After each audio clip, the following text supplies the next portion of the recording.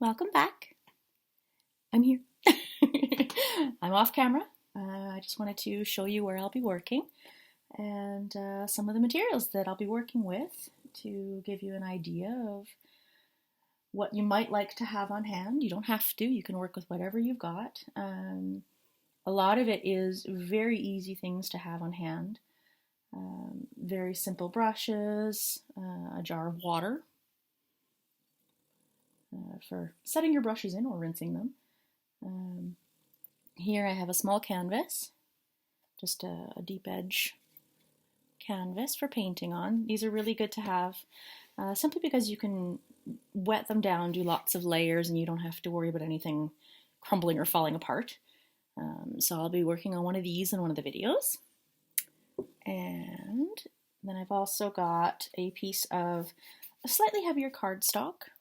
It's not really super heavy. I took it from my one of my sketchbooks, so it's good for inks, good for things like that. I will be using some watercolor on it just to show you how it reacts and everything. And then I've got this one here is photo paper.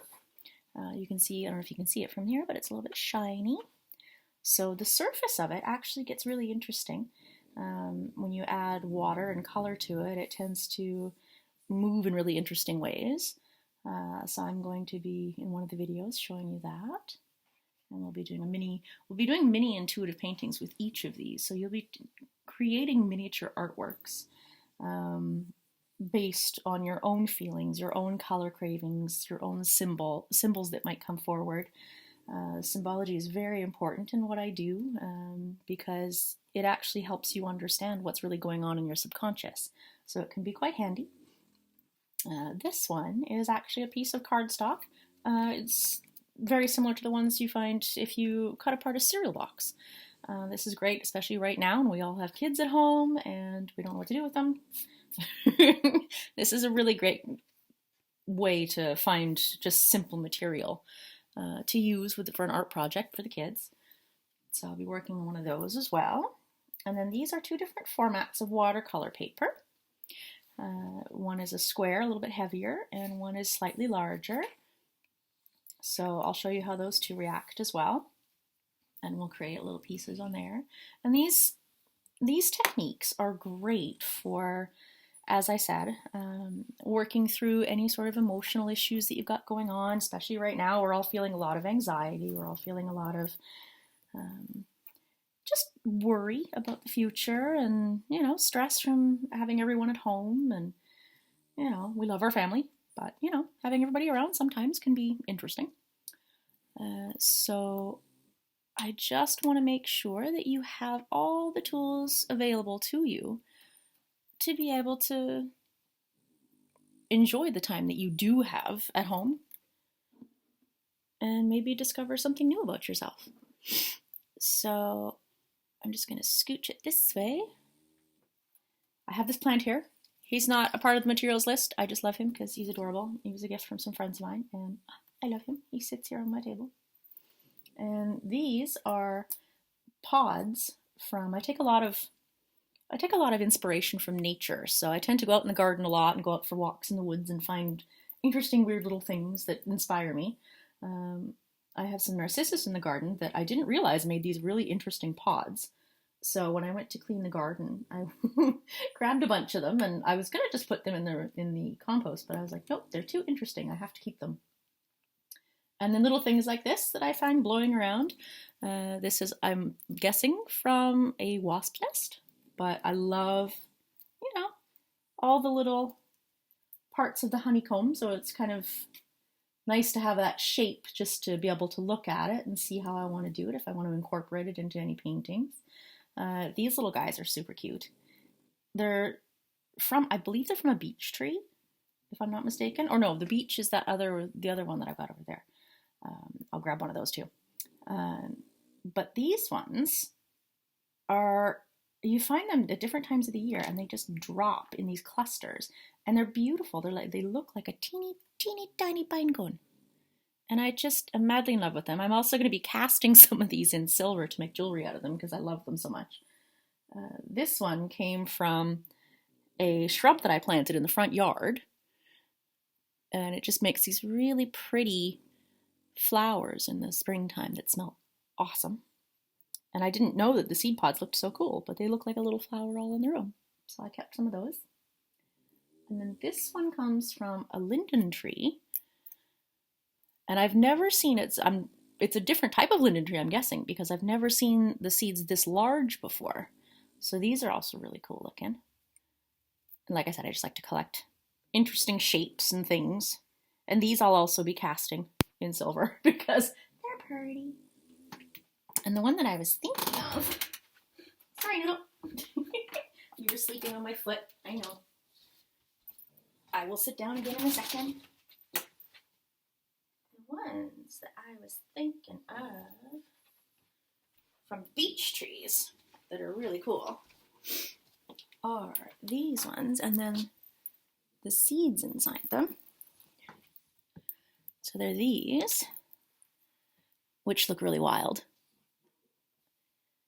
You'll notice I collect a lot of weird little stuff when I go out for walks and stuff, and I bring it back because the shapes and the textures, they really inspire me to try new shapes and textures in my paintings, and sometimes just the way it looks will inspire an idea or a feeling, so I tend to pick them up, and then that's the seed that's usually inside of the beech ones, so they're quite cool. So I just save all these little things, and then I have other stuff around the studio, like little pine cones and things.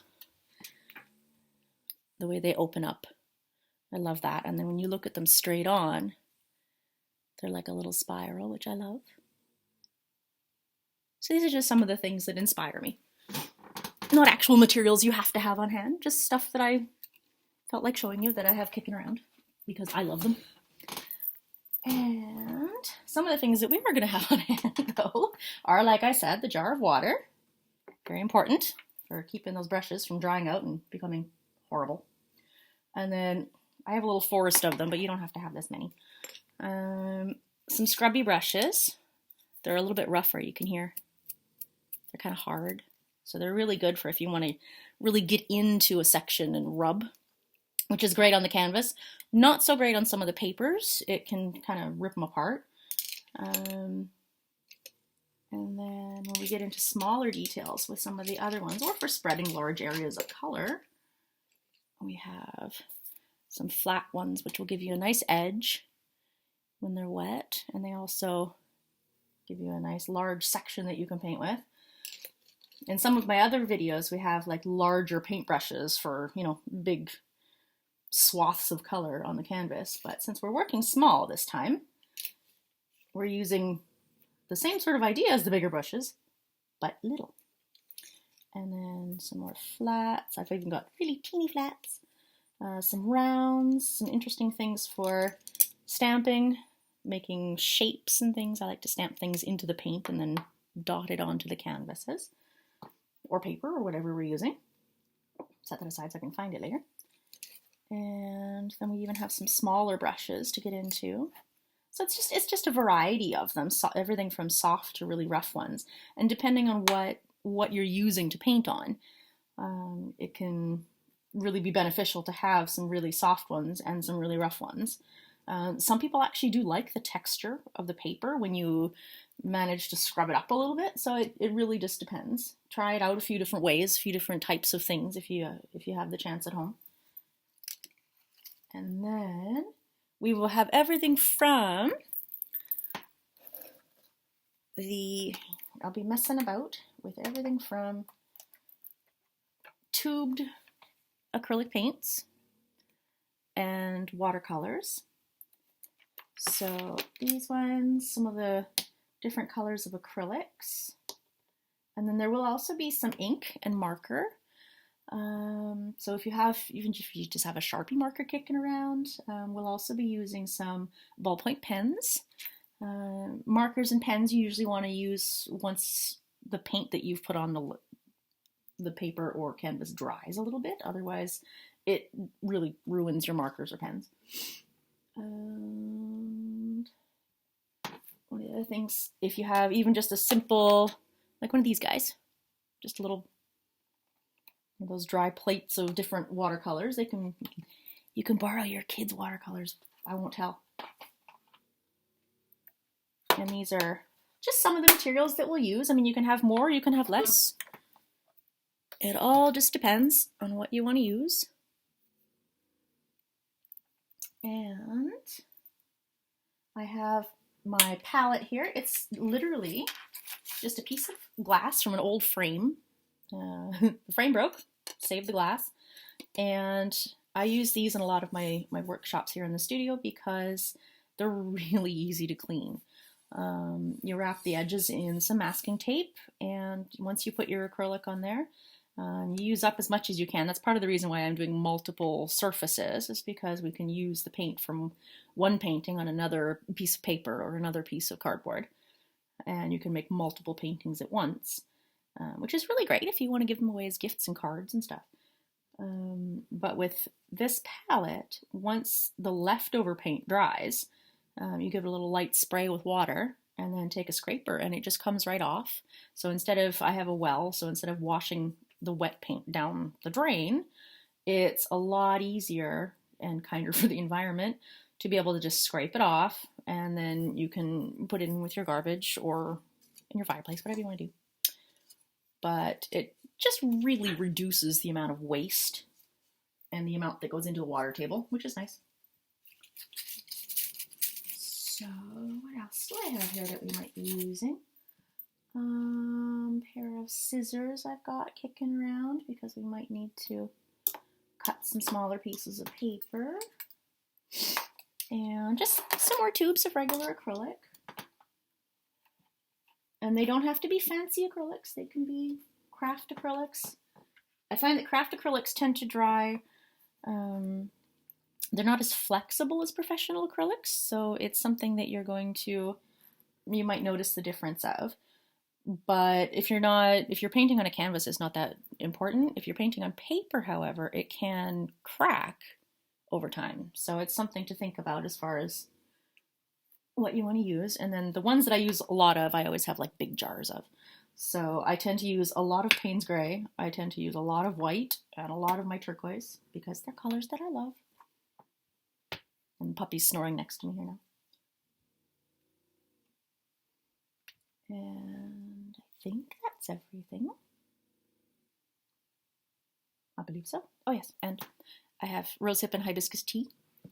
So it's good to have a beverage, otherwise we forget to drink. And I believe that's all we're going to be using. So when we come back, we're going to get started on, I believe the canvas will be the first one. All right? We'll see you soon.